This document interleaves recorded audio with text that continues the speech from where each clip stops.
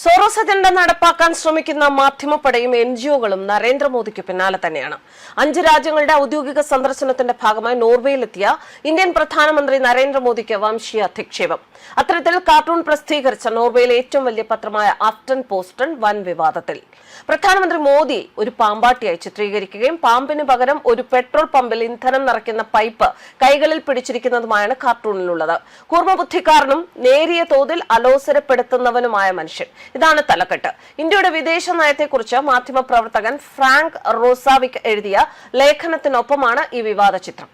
ഭാരതം ലോകത്തിന്റെ ഡിജിറ്റൽ മേഖലയും സാങ്കേതിക വിദ്യയും നയിക്കുന്ന മഹാശക്തിയായി മാറിയിട്ടും യൂറോപ്യൻ മാധ്യമങ്ങൾ ഇപ്പോഴും നൂറ്റാണ്ടുകൾ പഴക്കമുള്ള വംശീയാധിക്ഷേപങ്ങൾ തുടരുകയാണ്.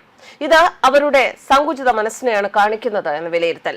പാമ്പാട്ടികളുടെ നാട്ടിൽ നിന്നും കമ്പ്യൂട്ടർ മൗസ് കൊണ്ട് ലോകത്തെ അത്ഭുതപ്പെടുത്തുന്ന മൗസ് ചാമേഴ്സിന്റെ നാടായി മാറി എന്ന് പ്രധാനമന്ത്രി നേരത്തെ പ്രഖ്യാപിച്ചിരുന്നു.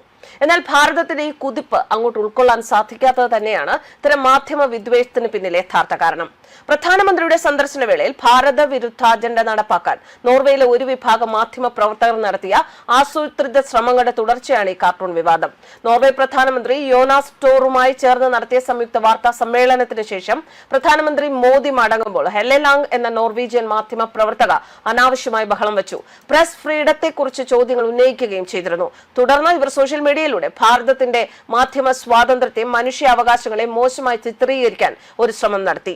ഇന്ത്യ ഇന്നും ദരിദ്രവും അന്ധവിശ്വാസങ്ങൾ നിറഞ്ഞതുമായ ഒരു പാമ്പാട്ടികളുടെ നാടായി മാത്രം കാണുന്ന പാശ്ചാത്യ മാധ്യമങ്ങളുടെ കൊളോണിയൽ മനോഭാവത്തിന്റെ തെളിവാണ് ഇത് എന്നാരോപിച്ച് സമൂഹ മാധ്യമങ്ങളിൽ വൻ പ്രതിഷേധമാണ് ഉയരുന്നത്. നോർവേ സന്ദർശനത്തിനിടയിൽ മാധ്യമപ്രവർത്തകരുടെ ചോദ്യങ്ങളിൽ നിന്നും പ്രധാനമന്ത്രി മോദി ഒഴിഞ്ഞുമാറി എന്ന വിവാദം നിലനിൽക്കുന്നതിനിടയിലാണ് ഈ കാർട്ടൂൺ കൂടി പുറത്തുവരുന്നത്. നോർവേ പ്രധാനമന്ത്രി യോനാസ് ഗാഹർ സ്റ്റോറുമായി നടത്തിയ സംയുക്ത വാർത്താ സമ്മേളനത്തിന് ശേഷം ഓസ്ലോ ആസ്ഥാനമായുള്ള ദാഗ്ലാവിസെൻ പത്രത്തിലെ രാഷ്ട്രീയ നിരീക്ഷയായ ഹെല്ലെലിംഗ് ആണ് പ്രധാനമന്ത്രി മോദിക്ക് നേരെ ഉറക്കെ ചോദ്യം ഉന്നയിച്ചത്. മോദി ലോകത്തിലെ ഏറ്റവും സ്വാതന്ത്ര്യമുള്ള മാധ്യമങ്ങളോട് സംസാരിക്കാൻ താങ്കൾ എന്തുകൊണ്ട് തയ്യാറാകുന്നില്ല എന്നായിരുന്നു അവരുടെ ചോദ്യം. ഇന്ത്യയിലെ മാധ്യമ സ്വാതന്ത്ര്യത്തെയും മനുഷ്യാവകാശ ലംഘനങ്ങളെയും കുറിച്ച് അവർ ആശങ്ക പ്രകടിപ്പിച്ചു. എന്നാൽ നേതാക്കൾ ഇതിനോട് പ്രതികരിച്ചില്ല. ഹെല്ലെലിംഗ് ഈ ദൃശ്യങ്ങൾ എക്സ് പ്ലാറ്റ്ഫോമിൽ പങ്കുവച്ചതോടെ അന്താരാഷ്ട്ര തലത്തിൽ ഇത് ചർച്ചയായി. ആഗോള മാധ്യമ സ്വാതന്ത്ര്യ സൂചികയിൽ നോർവേ 1-ാം സ്ഥാനത്തും ഇന്ത്യ 157-ാം സ്ഥാനത്തുമാണ് എന്ന് അവർ ഓർമ്മിപ്പിച്ചു.